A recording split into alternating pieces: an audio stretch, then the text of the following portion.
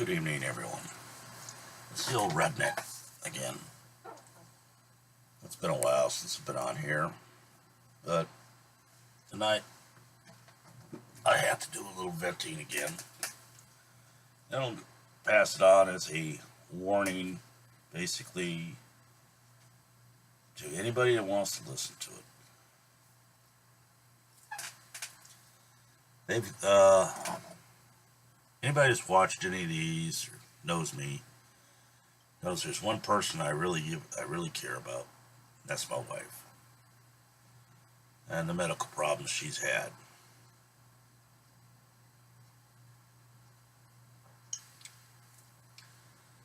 Well, that that news just keeps on getting better and better.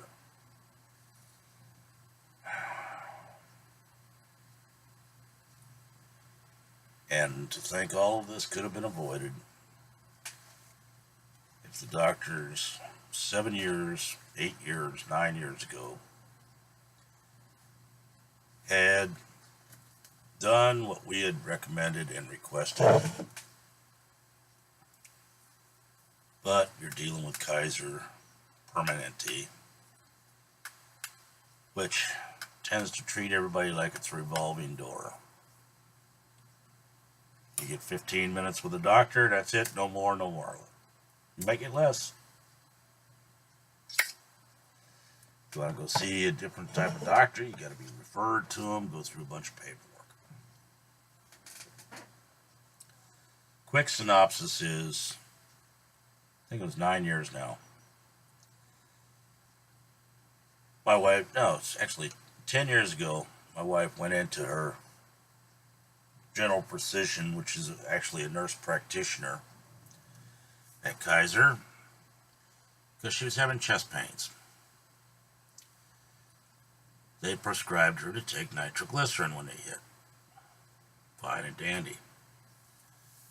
Well, as any idiot, including myself, knows, chest pains are a precursor, might be a heart attack or a problem with your cardiac system.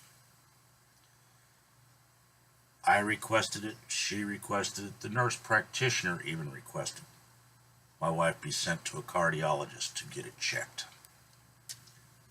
She's had the nitro now for 9, 10 years. For the first 5 years, she was taking it quite regularly. Every time we requested to go to see a cardiologist, it was turned down. Now her numbers aren't right. You know, she's okay. Yada, yada, yada.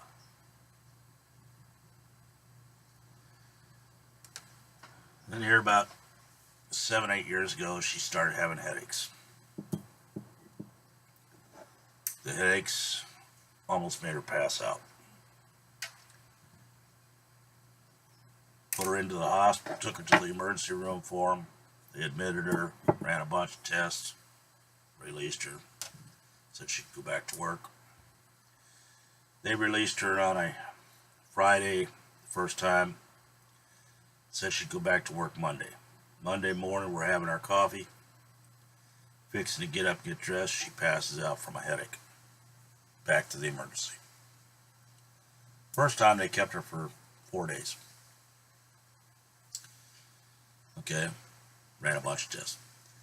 This time I take her in, they admit her, they're keeping her for 10 days, thereabouts. They release her on a Wednesday. Say she can go to work the following Monday. They couldn't find anything wrong. Fine and dandy. Come to be Saturday morning, we're sitting up, planning our day. We were going to take a trip to the casino or something. We were going to do something together. Get in the redneck and just go. As we were wont to do on weekends. And she passed out again. So, we put her in the car and bomb off to the hospital. They admit her again.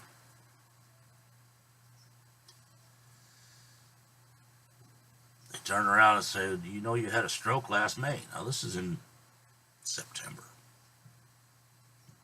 No, we didn't know anything about it. Well, it's in your file. Well, the doctor never told us about it, so they ran a bunch more tests. Now, bear in mind, my wife at that time was, what was she? 39, 40 years old, something like that. They turned around, they're running a bunch of tests, MRIs, CAT scans, blood tests, urine tests, the whole blah blah, the whole thing. They've got her doped up on morphine and tramadol and all this other highfalutin crap. Had her so doped up, I have a video of her taking a bite of food, stopping right here, going to sleep for 10 minutes, waking up, continuing to bite like she never went to sleep. That's weird. Didn't spill a drop. She didn't. But toward the end of this hospital visit, they decided they want to get a sample of her lumbar fluid. This doctor came in, took 3 samples in one day. Couldn't get anything. He told me, well, we'll have to come back in tomorrow with a longer needle. They've changed the needle size or some bullshit, he told me. So it's not reaching where it needs to go. Me, being a dumbass, I'm trusting the doctor. He knows what he's doing. Looks like a snot-nosed kid, but he supposedly knows what he's doing. He's got the piece of paper on the wall. Okay, fine, doc. Comes in the next day with a longer needle. Now, bear in mind, they had my wife so doped up that she couldn't put 2 words together in a sentence. He does the last lumbar puncture, gets done. Guess he got some fluid because he seemed to be happy with it. My wife looked at him, and these are an exact quote. I felt a pop. My left foot is on fire. His words to her was, oh, that's normal. That'll go away in a week. Nothing to worry about. Fine and dandy, doc. We're trusting you.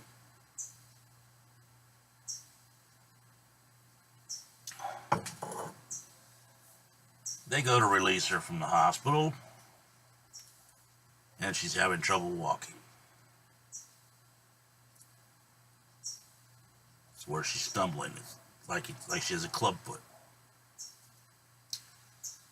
So they refer her to neurology. Neurology department. Gonna put her through physical therapy and all this stuff. Now bear in mind, she had nothing wrong with her feet. Her legs worked fine. No problem. Before she went in. Now her left foot is swelling up to be about this big. She's having trouble standing on it, all this other stuff. Can't stand any pressure against it. Neurology gives her this song and dance that you got this rare exotic disease. And just keeps prescribing morphines and morphines and more morphines and all this just to keep her a vegetable. Well, we went through that rat race for 2 years before we finally got her on Social Security and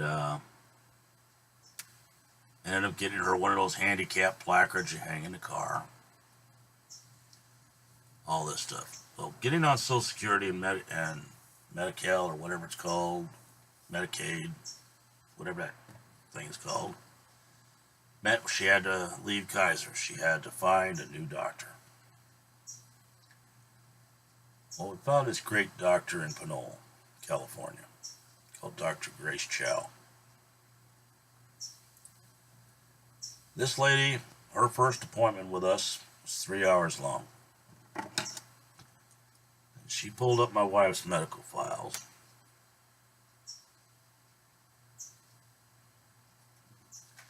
And she was going through them, page by page. she looked at my wife when she got all done, and she said, "Mrs. Atkins, I don't mean any insult, but you're a bloody mess."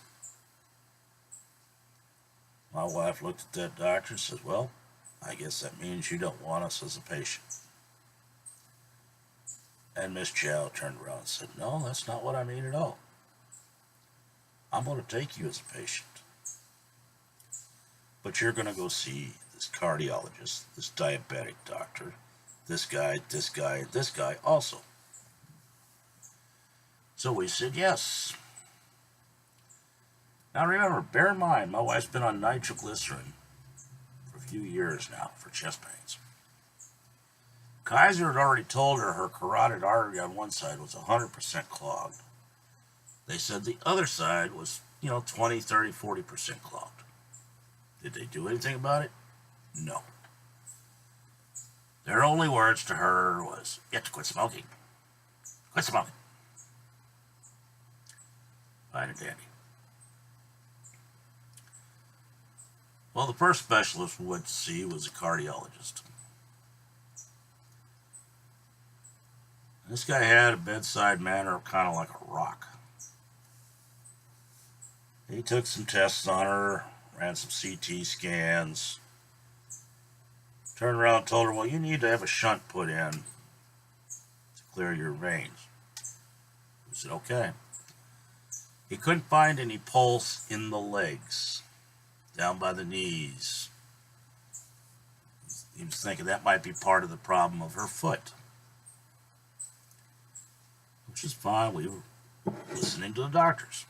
He said, "Well, my partner's real good at running the shunts through the wrist and up into where they have to go." So that's the way it was planned to go.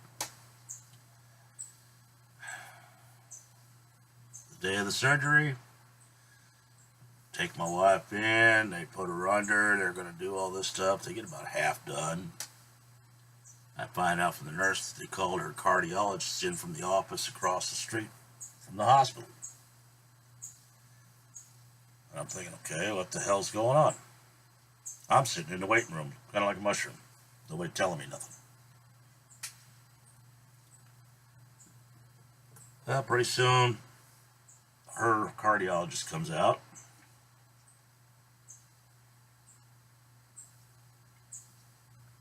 Told me we stopped the procedure. And I turned around and said, "Why?" He says, "They're clogged too bad." I said, "Okay, so what's our option?" He says, your wife is going to have a triple heart bypass." And I'm thinking, oh, fuck me. Okay? I'm thinking, that's going to take forever and a day.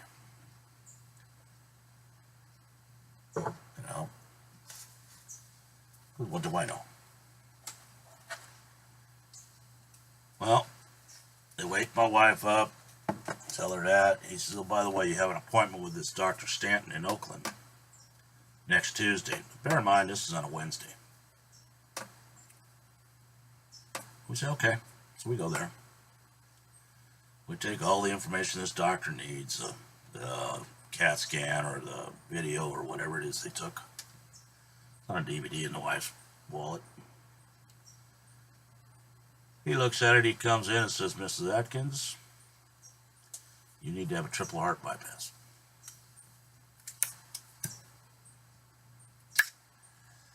I mean, I thought the other guy had a bedside manner of a rock. This guy had one of dirt. No subtlety, no nothing. Boom, bang, done. Direct to the point. And I can respect that. My wife asked him, "What are my choices?" Now this is in November of 2014, I think. He said, "You have a choice. You can have the triple bypass and live another 20 years, or you can not have the bypass and you won't see New Year's."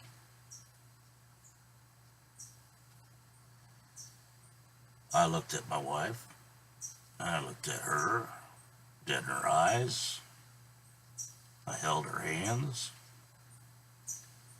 and I told her straight up, you have no choice. You're going to get it done.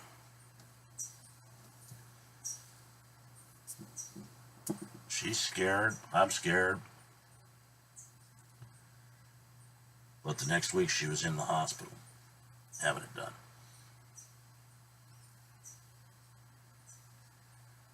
When she went in to get it done, they told me the surgery was going to take 4 hours.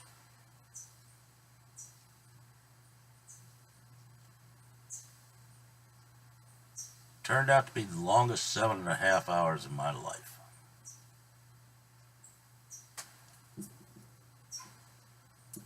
I'm watching all these other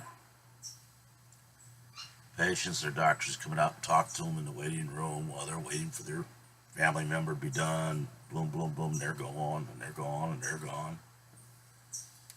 Me, my daughter, and my grandson are all sitting there waiting for word on my wife. 7.5 hours later, the nurse comes up, taps me on the shoulder, says, Mr. Atkins, the doctor would like to see you in that room. Private room.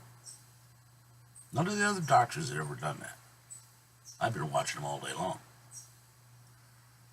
So we go in the private room, the three of us, and we're waiting. And we're waiting. 10 minutes goes by. I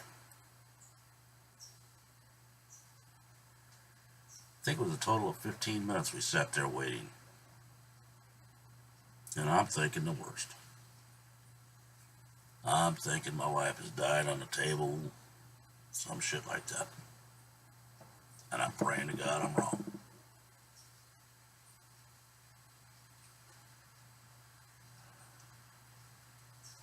Dr. Stanton came out, said, had a few complications, but she's up in recovery. Everything's going fine now.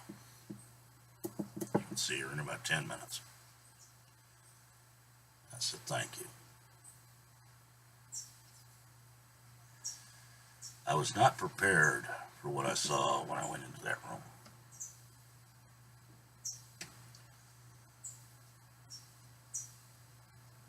I saw my wife with tubes coming out of every place in her body they could put a tube.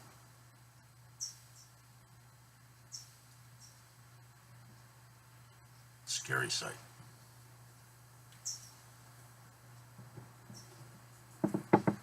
Grandson saw it. Daughter saw it. I got them on their way and I sat there. I said, that was it. What time was that? That was about 6 o'clock at night when they put her in the room. They started the surgery at about 6 in the morning. I finally left the hospital about 1 o'clock in the morning. I went home, stopped at a restaurant, got a cup of coffee, bite to eat, went home, got a couple hours sleep. Figured I'll stop in there on my way to work.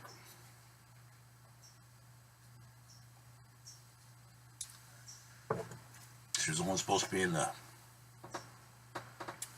intensive care recovery unit for 4 days. She was in there 6. I was there every morning, every night. Nurses were fine with it. They said, as far as we're concerned, you want to stay here all night, you can. I had dogs to feed at home. So I went home and took care of the responsibilities. Got her out, started the road to recovery. Still working on her legs. Well, through her Medi-Cal, we find out she's got a couple ruptured discs in her back. The first set of pain specialists we had, rather than talking about fixing the discs, which is something doctors have been doing for a long time, they're talking, we want to put electrodes down her back so she can mask the pain. That doesn't do her any good to get back to being productive. Finally got another pain doctor. Now they're talking about fixing her back. But the problem just happened is that we're back to the carotid arteries now. They don't understand why Kaiser didn't bother to put a shunt in there or a stent in there or whatever it's called to try to clear them.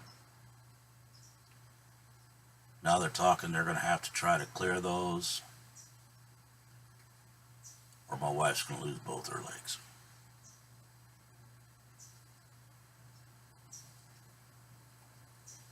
Basically, the meaning of this video is to have people pay attention to what the doctors are saying.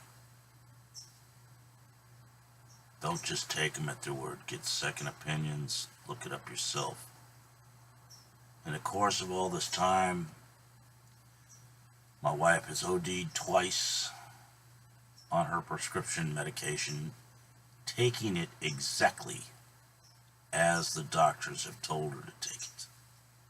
I know that because I'm the one that sets them up. But it turned out they gave her a pill called Chantix to help her stop smoking, which is anybody that smokes knows is a hard habit to break. The patches don't work on her because they don't stay on. Willpower hasn't worked with her because she uses it when she's in pain. Chantix turned around and increased the potency of some of her other medications, is what they're telling me.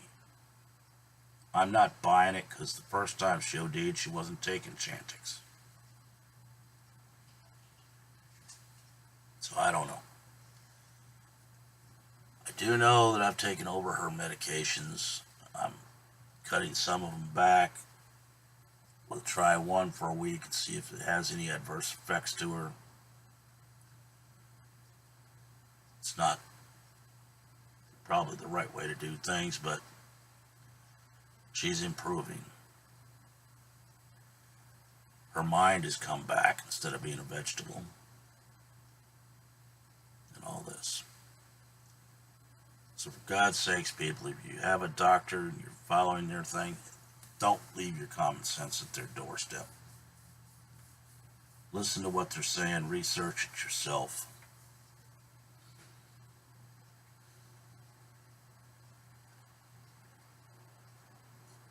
And to think all of this could have been stopped if Kaiser had done their job. In my opinion, and there's nothing going to change that, when they gave her nitroglycerin for chest pains, their next stage should have been go see a cardiologist. We asked for it. We begged for it. They would not refer us because, oh, well, the numbers, according to the book, aren't right. You're in no danger.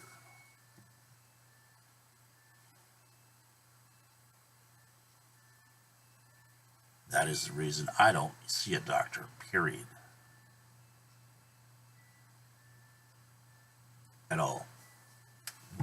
The only way they would get me in to see any kind of goddamn doctor is if I'm unconscious and have no say in the matter. I pray to anybody that's listening to this realizes this is not just a man bitching about something. It's a man that cares for his wife. It's a man that's trying to pass a warning on to everybody. We've gotten too damn complacent and trusting people because they got a piece of paper on a wall. And I'm just as guilty of that as every other Tom, Dick, and Harry out there.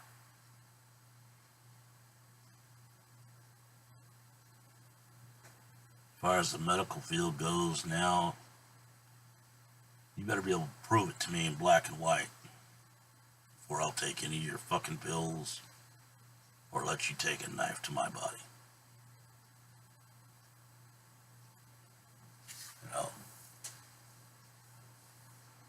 doctors tend to get zoned in. This is my specialty. This is all I do. I know what I'm talking about. I am God.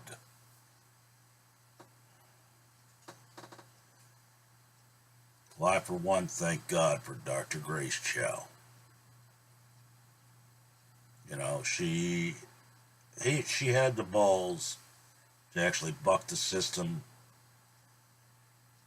and tell us what we were going to do, and thank God she did, or my wife would already be dead. And I wish to hell she was still my wife's doctor. But all this medical changeover, all these places have got everybody picking and choosing what medical plans they're going to have and all this stuff. Sometimes you get bounced out because of the fact that their corporation doesn't want to accept this medical plan anymore.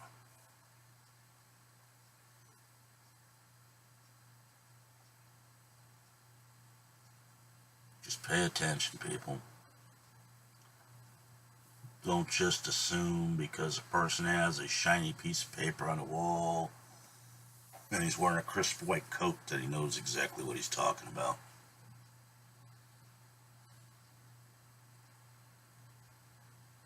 That's all I ask. To my 7 followers, thank you for sticking around this long. Anybody else wants to subscribe, go ahead and subscribe. You got a question you want to ask, do it in the comments section or send me an email, redneckrebel1956@gmail.com. I will answer it. You may not like it, but I'll give you the truth as I know it. Anybody that knows me knows some of my rants are political, some are medical, some are about my Jeep. I got 2 loves in this world. 3, actually. My wife is first. My Jeep is second. My grandkids are third. Yeah, maybe second or third. Depends on how they act. But to everybody out there, you have a chance, help out any vet you see. I don't care if it's donating to the nearest Veterans Association that's reputable, or just giving a job to a vet that's looking for one. Remember, they were ready to stand the wall and sacrifice for your rights. Let's show them some respect and give them some. To all the vets out there and the ones still serving, this old vet salutes you. Glad to have you. Glad to call you part of the brotherhood. To anybody that wants to share this video, please do. It may help somebody else down the line. But what do I know? I'm just an old dumb redneck talking out of his ass. Talking from his heart. It's Sunday evening. I wish you all a good evening. Enjoy yourselves. Take care. God bless you all. Bye-bye.